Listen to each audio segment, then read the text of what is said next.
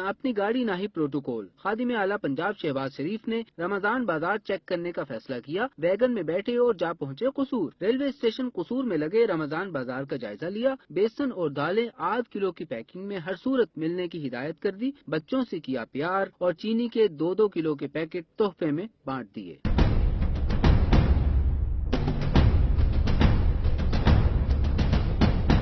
وزیر اعلیٰ نے ڈسٹرکٹ ہیڈ کوارٹر ہسپتال قصور کا بھی دورہ کیا، مختلف وارڈز کا جائزہ لیا، جبکہ ہسپتال کے جنرل وارڈز میں ایئر کنڈیشنرز کے بند ہونے پر کیا سخت اظہار برہمی، واش روم کی صفائی نہ ہونے پر متعلقہ حکام کی سرزنش کی۔